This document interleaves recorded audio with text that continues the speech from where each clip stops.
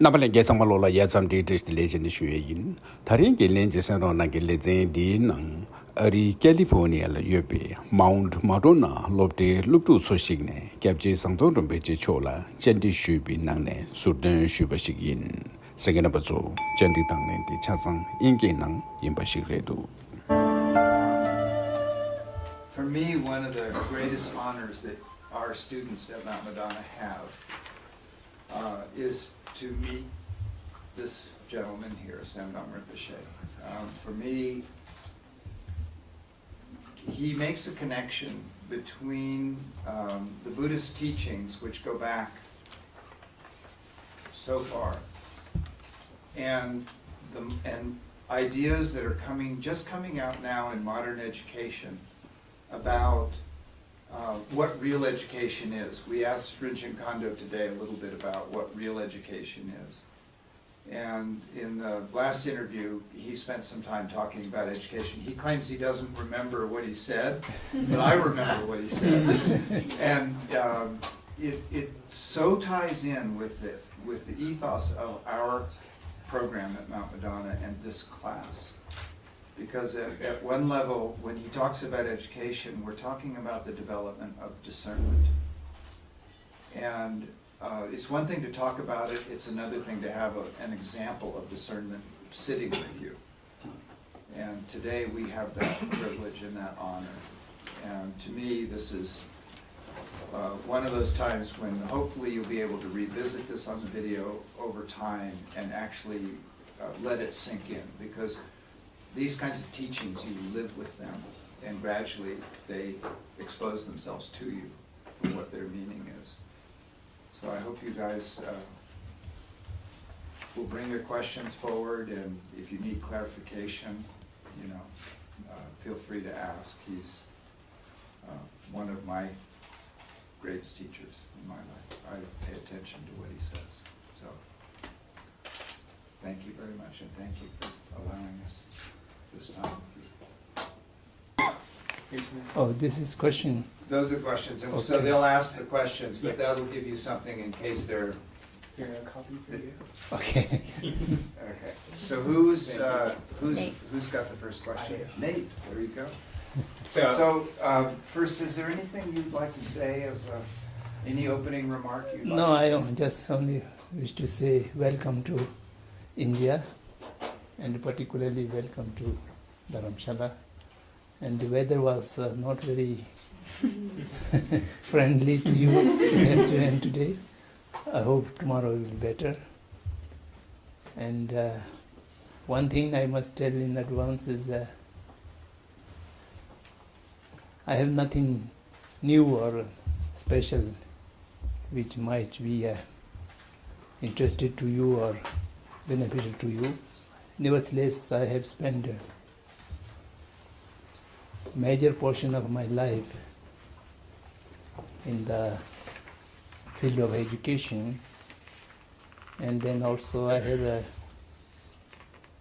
many close friends who have been thinking about the education system all over the world, particularly in India, particularly after the India's independence.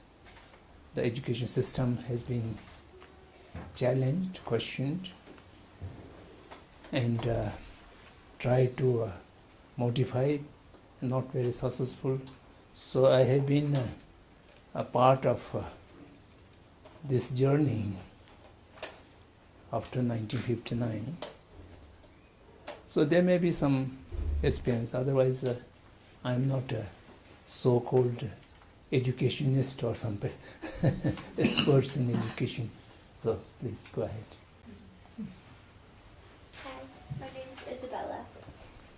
What do you think are the greatest challenges facing Tibetans who have grown up outside of their home country? That you may find more appropriately. I am not very close in touch with the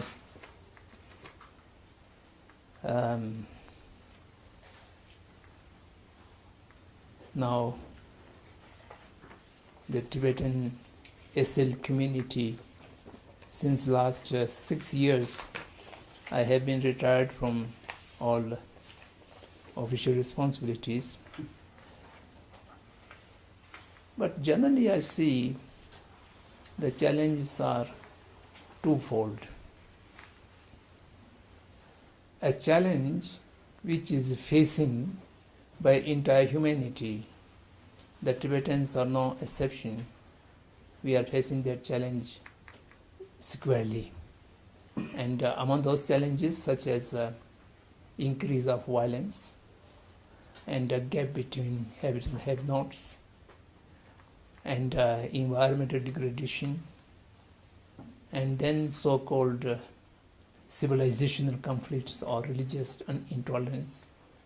These are the present world challenges which keep the humanity on a very negative side.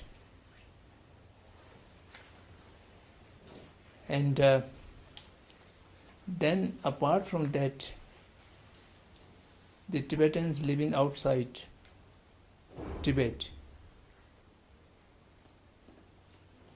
very tiny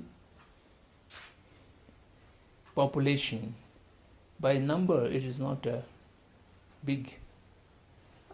When I was in office, the total population of exile community is about 155,000, and out of which about 90,000 lives in India, and the rest, about 60,000, all over the world. But I don't know, in spite of such a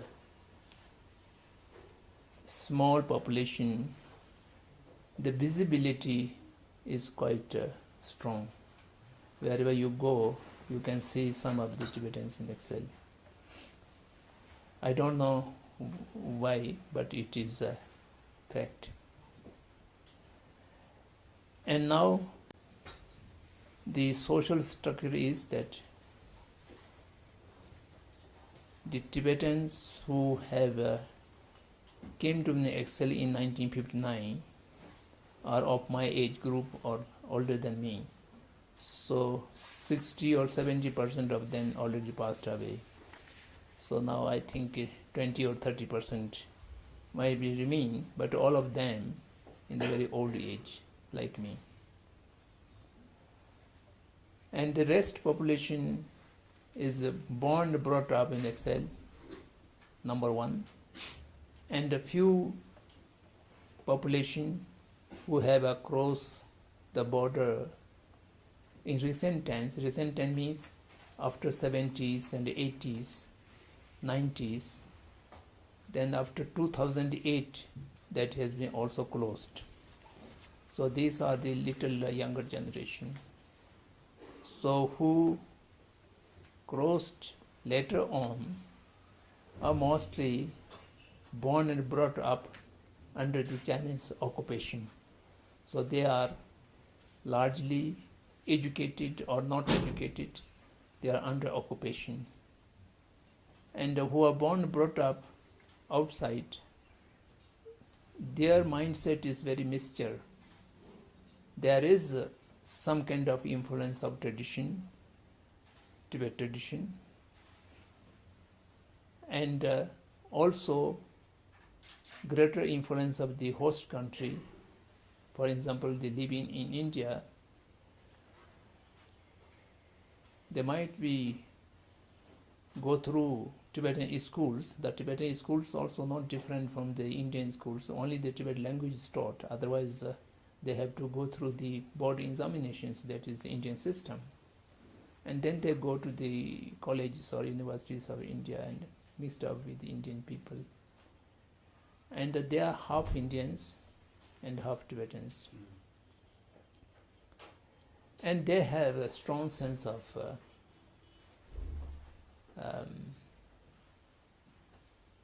I don't know what I should say, a kind of attachment to their own nation, the Tibet race or Tibet nation.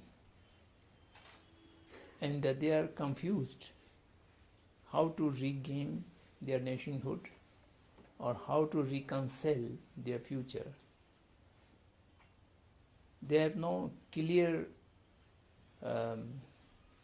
concept of